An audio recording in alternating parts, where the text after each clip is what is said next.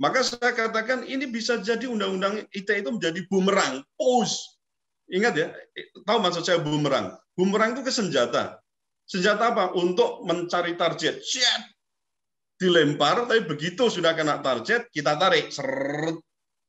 Sehingga orang-orang yang dalam tanda kutip itu, ya mungkin bisa dikatakan kayak Abu Janda dan lain-lain, oh sudah minta maaf, selesai. Dan kenapa yang kemarin enggak?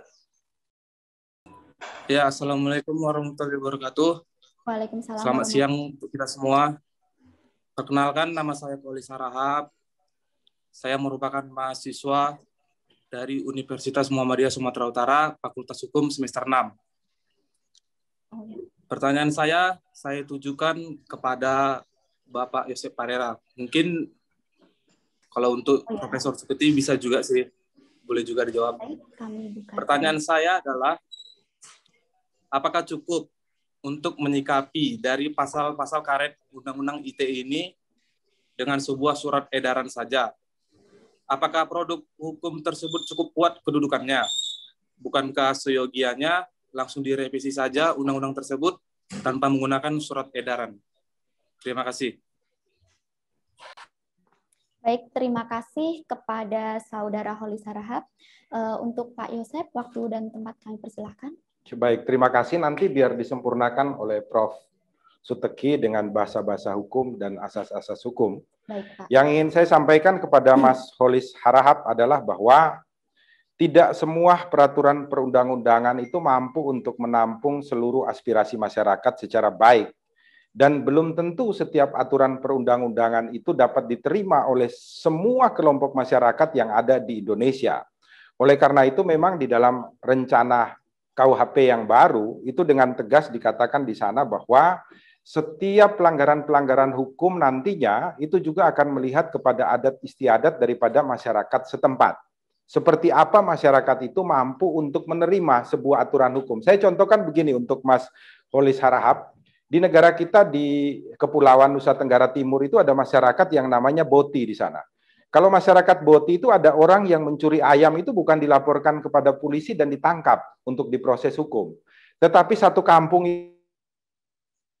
akan kepada dia karena masyarakat adat di Boti Nusa Tenggara Timur itu beranggapan kalau ada orang yang curi ayam atau curi sayur, itu berarti kelompok masyarakatnya kurang perhatian untuk memberikan dia sayur dan ayam sehingga dia harus mencuri. Oleh karena itu masyarakat itu menghukum dirinya mereka sendiri untuk memberikan keperluan orang tersebut supaya besok ke depan dia tidak mencuri lagi. Kecuali kalau dia mencuri di dalam kehidupannya yang berkecukupan, maka dia diberikan sanksi untuk diusir dari desa setempat. Ini contoh. Nah, ketika Anda menanyakan apakah untuk merubah sebuah undang-undang itu memerlukan waktu yang lama, memerlukan segenap keuangan, pikiran, perubahan-perubahan, komunikasi antara pemerintah dan DPR dan lain sebagainya. Padahal keadilan itu sudah diharapkan harus berlangsung pada saat ini. Maka di dalam rangkaian peraturan perundang-undangan kita itu juga dibuka ruang-ruang bagi internal aparatur penegak hukum untuk membuat aturan-aturan internal untuk melengkapi aturan perundang-undangan yang masih kurang di berbagai macam sisinya. Oleh karena itulah, maka Kapolri di dalam menanggapi rasa keadilan masyarakat yang sering diprotes kepada pemerintah, kepada penegak hukum, dikeluarkanlah surat edaran yang dapat dipakai oleh kita bersama-sama untuk menentukan keadilan yang baik bagi manusia Indonesia. Maka menurut pendapat saya pribadi, surat edaran ini sudah sangat cukup untuk berlaku di dalam internal kepolisian. Dan juga surat edaran ini nanti bisa berlaku di muka persidangan. Kenapa demikian? Karena hakim itu memutuskan berdasarkan keadilan yang mewujud dari ketuhanan yang Maha Esa.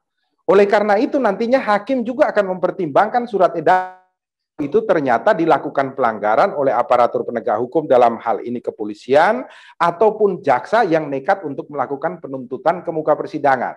Hakim ini sebagai garda terakhir di dalam penegakan hukum yang berkeadilan di Indonesia untuk kemudian bukan hanya untuk memberikan rasa keadilan kepada korban dan pelaku kejahatan, tetapi di dalam satu sisi yang lain, hakim ini akan memberikan pembenahan terhadap kinerja Kepolisian Negara Republik Indonesia dan Jaksa Penuntut Umum, supaya ke depan hasil putusan ini mampu diakomodir secara baik oleh Kepolisian Negara Republik Indonesia dan Kejaksaan Agung Negara Republik Indonesia untuk membuat hingga penegakan hukum akan memberikan rasa keadilan kepada seluruh masyarakat. Itu sementara dari saya, Mas Kholis Harahap. Baik, terima kasih atas jawabannya Pak Yosep. Untuk Prof. Suteki, dari pertanyaannya, apakah ada yang ditambahkan? Ya, ya, saya akan tambahkan sedikit. Jadi, kalau kita bicara tentang peraturan perundang-undangan yang dibuat sebenarnya juga ada unsur politik di situ ya. Jadi undang-undang itu sebenarnya produk hukum, tetapi juga bisa dikatakan itu adalah produk politik. Ya, hukum produk politik. Nah, setiap pembentukan atau di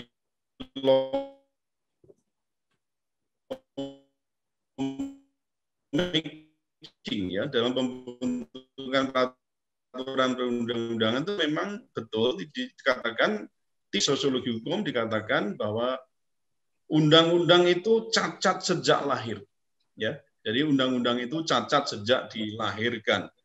Nah, kalau kita mau konsekuen dengan sistem hukum yang ada di Indonesia yang menganut lebih cenderung kepada civil law system yang itu lebih mengutamakan pada peraturan perundang-undangan, sebenarnya kita juga yang dikhawatirkan oleh Mas Harahap itu ada kemungkinan besarnya terjadi. Kenapa?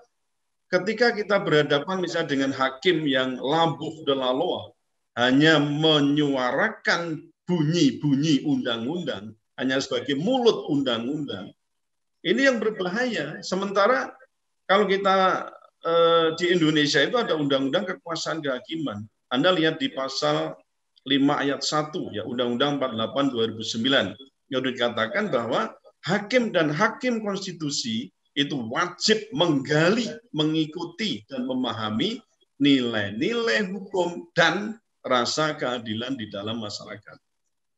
Nah, mestinya ketika mengadili suatu perkara, seorang hakim betul tidak boleh hanya mempertimbangkan persoalan rule and logic, but also behavior, even behind behavior. Nah, disinilah pentingnya hakim itu juga berpikir progresif. Ya, ini sebenarnya sudah ada cara-cara progresif. Bahkan sejak awal kepolisian sudah dikasih sarana progresif. Yang tadi saya sebut di pasal 18 ayat 1 yang disebutkan bahwa demi kepentingan umum, ya umum kan ada penafsiran yang cukup bagus di situ, maka polisi itu dapat melakukan tindakan atas pertimbangan sendiri. Nah, di pasal 16 tadi, yang ayat 1 huruf L, kemarin dikatakan bisa mengambil tindakan lain. Ini sebenarnya sudah di-frame, kalau dalam bahasa penegakan hukum itu ada diskresi. Gitu. Nah, dari sisi teoretik, tadi saya katakan itu mesti progresif. Kemudian yang kedua, ada dari sisi teoretik lagi, di tahun 2010 itu saya mengucapkan pidato pengukuhan. Ya, judulnya adalah kebijakan tidak menegakkan hukum demi keadilan substantif. Jadi kalau kita ngomong soal penegakan hukum, sebenarnya tadi saya katakan, loh, polisi itu kan in optimal forma. Dia berada di garda terdepan. Nah, tapi resikonya di sini, Mas Kholis benar. Jadi ada kemungkinan, tadi Mas Kholis sama Mas Kholis ya, betul ya? Ketika tadi saya katakan SSK, sementara Kapolri yang sekarang dengan yang nanti kan bisa jadi berbeda. Kalau hanya berupa SE, itu akan sangat mudah sekali untuk berubah.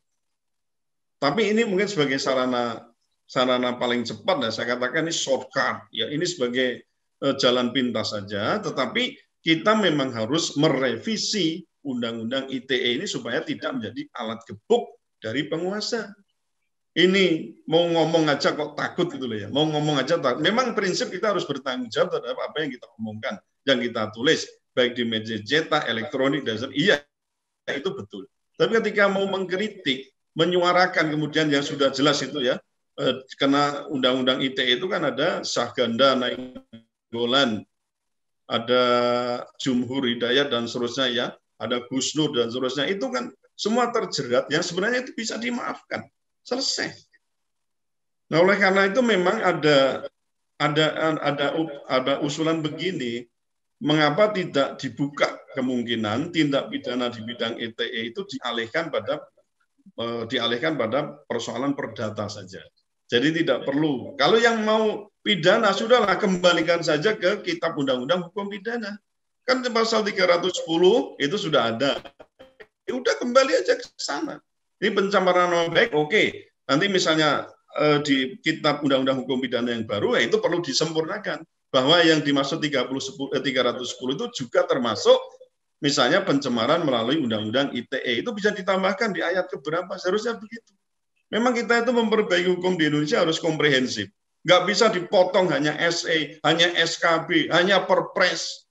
Itu kan tataran shortcut semua itu. Yang kemarin sudah lihat ya, mengenai Perpres yang tentang bidang usaha, penanaman modal itu. Itu hanya menyangkut, yang dipersoalkan itu lampiran yang ketiga. Mestinya tidak boleh, misalnya ya, membuka investasi industri baru di bidang miras.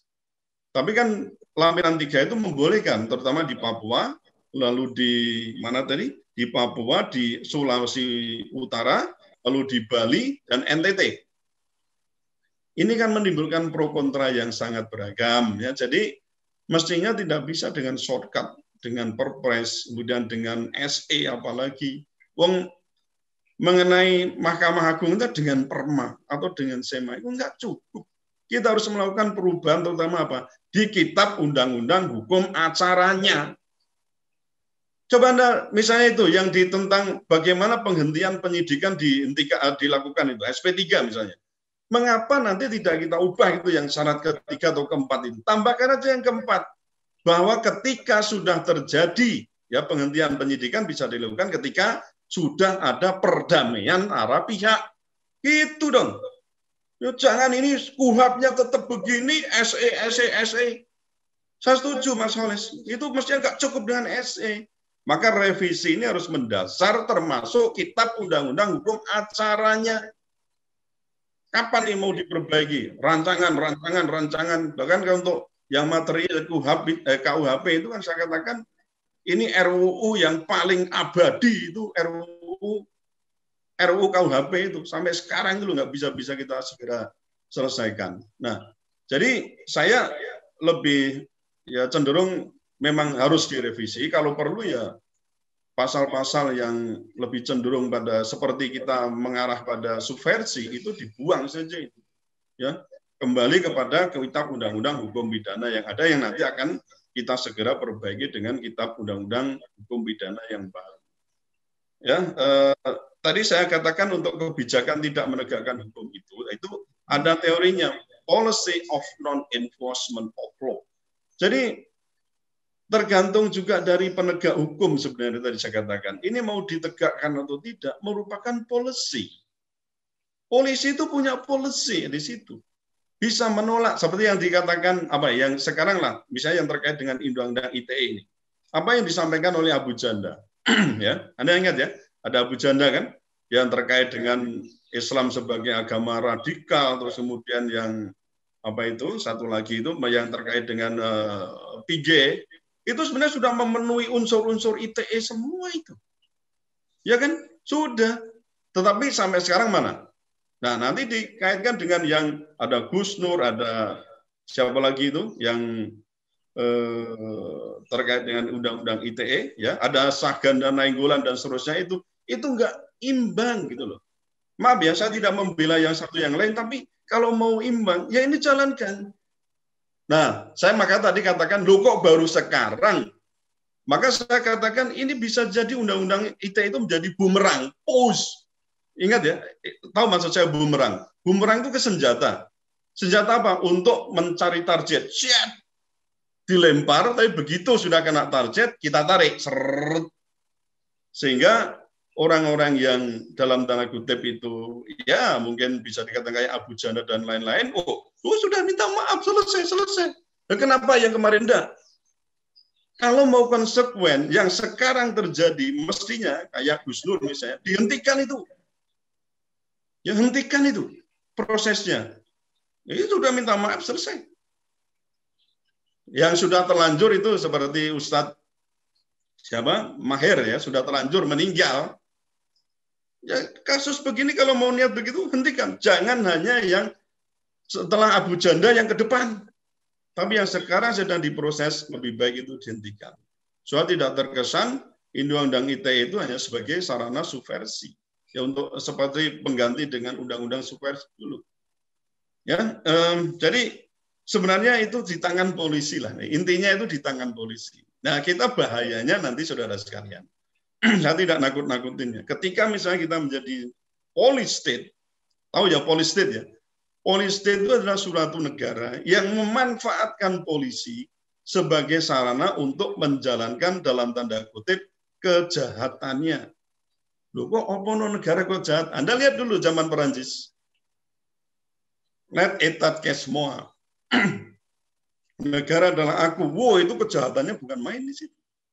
Nah, oleh karena itu kembali ke persoalan, memang tidak cukup dengan SE, tetapi harus kita bikin revisi peraturan perundang-undangan yang komprehensif.